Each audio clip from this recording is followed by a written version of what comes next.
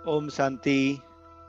आज का अव्यक्त महावाक्य 28 जुलाई 1972 से लिया गया है, जिसका शीर्षक है अपवित्रता और वियोग को संहार करने वाली शक्तियां ही असुर संहारनी है। बाप द्वारा आने से ही मुख्य दो वरदान कौन से मिले हैं? उन मुख्य दो वरदानों को जानते हो? पहले पहले आने से यही दो वरदान मिले कि योगी भव और पवित्र भव। दुनिया वालों को भी 1 सेकंड में 35 वर्षों के ज्ञान का सार इन ही शब्दों में सुनाती हो ना। पुरुषार्थ का लक्ष्य व प्राप्ति भी यही है ना।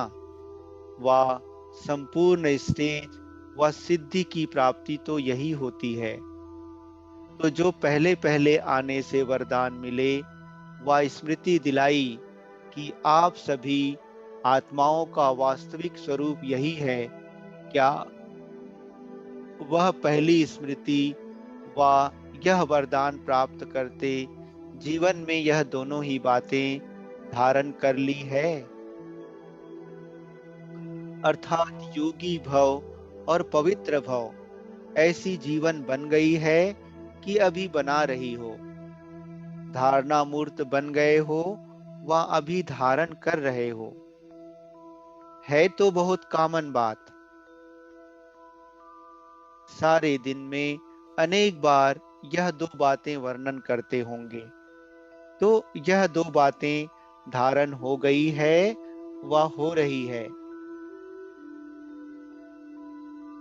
अगर योगीपन में जरा भी वियोग है, भोगी तो नहीं कहेंगे। बाकी रही यह दो स्टेज, तो कब माया योगी से वियोगी बना देती है, तो योग के साथ अगर वियोग भी है तो योगी कहेंगे क्या? आप लोग स्वयं ही औरों को सुनाती हो कि अगर पवित्रता में जरा भी अपवित्रता है तो उसको क्या कहेंगे? अभी भी वियोगी हो क्या?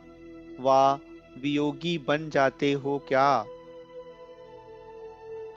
चक्रवर्ती राजा बनने के संस्कार होने के कारण दोनों में ही चक्र लगाती हो क्या?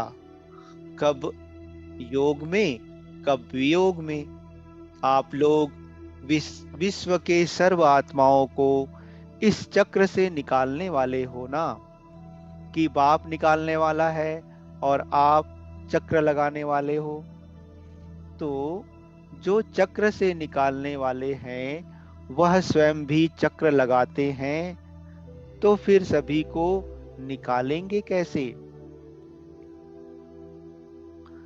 जैसे भक्ति मार्ग के अनेक प्रकार के व्यर्थ चक्रों से निकल चुके हो, तब ही अपने निश्चय और नशे के आधार पर सभी को चैलेंज करती हो कि इन भक्ति के चक्रों से छूटो। ऐसे ही वह है तन द्वारा चक्र काटना और यह है मन द्वारा चक्र काटना। तो तन द्वारा चक्र लगाना अब छोड़ दिया है, बाकी मन का चक्र अभी नहीं छूटा है। कब वियोग, कब योग, वह मन द्वारा ही तो चक्र लगाती हो। क्या अब तक भी माया में इतनी शक्ति रही है क्या, जो मास्टर सर्वशक्तिवान को भी चक्र में ला देवे? अब तक माया को इतनी शक्तिशाली देखकर क्या माया को मूर्छित करना व माया को हार खिलाना नहीं आता है? अभी तक भी उसको देखते रहते हो कि हमारे ऊपर वार कर रही है। अभी तो आप शक्ति सेना और पांडव सेना को अन्य आत्माओं के ऊपर माया का वार देखते हुए रहम दिल बनकर रहम करने का समय आया है। तो क्या अब तक अपने ऊपर भी रहम नहीं किया है? अब तो शक्तियों की शक्ति अन्य आत्माओं की सेवा प्रति कर्तव्य में लगने की है। अब अपने प्रति शक्ति काम में लगाना वह समय नहीं है। अब शक्तियों का कर्तव्य विश्व कल्याण का है। विश्व कल्याणी गाई हुई हो कि स्वयं कल्याणी हो, नाम क्या है और काम क्या है? नाम एक, काम दूसरा। जैसे लौकिक रूप में भी जब अलबेले छोटे होते हैं, जिम्मेवारी नहीं होती है, तो समय व शक्ति व धन अपने प्रति ही लगाते हैं। लेकिन जब हद के रचयिता बन जाते हैं, तो जो भी शक्तियां व समय है वह रचना के प्रति लगाते हैं। तो अब कौन हो? अब मास्टर रचयिता जगत माताएं नहीं बनी हो? विश्व के उद्धार मूर्त नहीं बनी हो?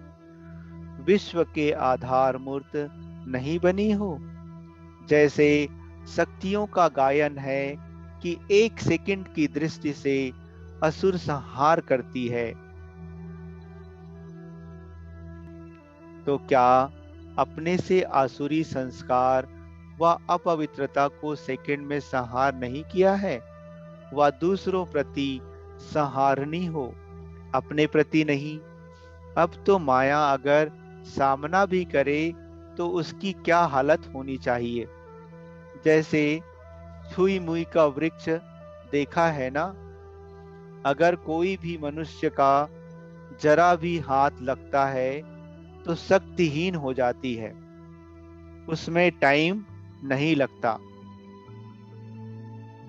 तो आपके सिर्फ 1 सेकंड के शुद्ध संकल्प की शक्ति से माया छुई मुई माफिक मूर्छित हो जानी चाहिए। ऐसी स्थिति नहीं आई है। अब तो यही सोचो कि विश्व के कल्याण प्रति ही थोड़ा सा समय रहा हुआ है।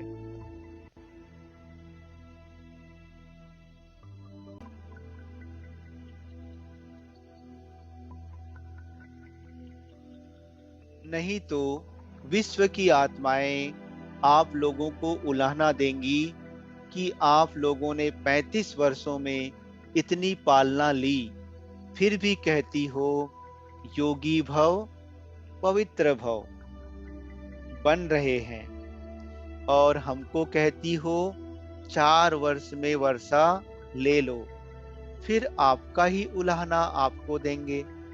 फिर आप क्या कहेंगे? यह जो कहते हो कि अभी बन रहे हैं व बनेंगे, करेंगे, यह भाषा भी बदलनी है। अभी मास्टर रचयिता बनो, विश्व कल्याणकारी बनो। अब अपने पुरुषार्थ में समय लगाना, वह समय बीत चुका। अब दूसरों को पुरुषार्थ कराने में लगाओ। जबकि कहते हो दिन प्रतिदिन चढ़ती कला है, तो चढ़ती कला सर्व का भला। इसी लक्ष्य को हर सेकंड स्मृति में रखो। जो अपने प्रति समय लगाते हैं, वह दूसरों की सेवा में लगाने से ऑटोमेटिकली अपनी सेवा हो ही जाएंगी। अपनी तरक्की करने के लिए पुराने तरीकों को चेंज करो। जैसे समय बदलता जाता है, समस्याएं बदलती जाती हैं, प्रकृति का रूप रंग बदलता जाता है, वैसे अपने को भी अब परिवर्तन में लाओ। वही रीति रस्म, वही रफ्तार, वही भाषा, वही बोलना अभी बदलना चाहिए। आप अपने को ही नहीं बदलेंगे तो दुनिया को कैसे बदलेंगे? जैसे तमोगुण अति में जा रहा है, यह अनुभव होता है ना? तो आप फिर अतीन्द्रिय सुख में रहो, वह अति गिरावट के तरफ और आप उन्नति के तरफ। उन्हों की गिरती कला, आपकी चढ़ती कला। अभी सुख को अतीन्द्रिय सुख में लाना है। इसलिए अंतिम स्टेज का यही गायन है कि अतीन्द्रिय सुख गोप गोपियों से पूछो। सुख की अति होने से विशेष अर्थात दुख की लहर के संकल्प का भी अंत हो जाएगा। तो अब यह नहीं कहना कि करेंगे बनेंगे, बनकर बना रहे हैं। अब सिर्फ सेवा के लिए ही इस पुरानी दुनिया में बैठे हैं। नहीं तो जैसे बाबा अव्यक्त बने वैसे आपको भी साथ ले जाते। लेकिन शक्तियों की जिम्मेवारी अंतिम कर्तव्य का पाठ नूंधा हुआ है। सिर्फ इसी पाठ के लिए बाबा अव्यक्त वतन में और आप व्यक्त में हो। व्यक्त भाव में फंसी हुई आत्माओं को इस व्यक्त भाव से छुड़ाने का कर्तव्य आप आत्माओं का है। तो जिस कर्तव्य के लिए इस स्थूल वतन में अब तक रहे हुए हो, उसी कर्तव्य को पालन करने में लग जाओ। तब तक बाप भी आप सभी का सूक्ष्म वतन में आह्वान कर रहे हैं, क्योंकि घर तो साथ चलना है ना। आपके बिना बाप भी अकेला घर में नहीं जा सकता। इसलिए अब जल्दी जल्दी इस स्थूल वतन के कर्तव्य का पालन करो, फिर साथ घर में चलेंगे व अपने राज्य में राज्य करेंगे। अब कितना समय अव्यक्त वतन में आह्वान करेंगे, इसलिए बाप समान बनो। क्या बाप विश्व कल्याणकारी बनने से अपने आप को संपन्न नहीं बना सके? बनाया ना। तो जैसे बाप ने हर संकल्प, हर कर्म बच्चों के प्रति व विश्व की आत्माओं प्रति लगाया, वैसे ही फॉलो फादर करो। अच्छा, ऐसे हर संकल्प, हर कर्म विश्व कल्याण अर्थ लगाने वाले, बाप समान बनने वाले बच्चों प्रति याद प्यार और नमस्ते। अच्छा, ओम शांति।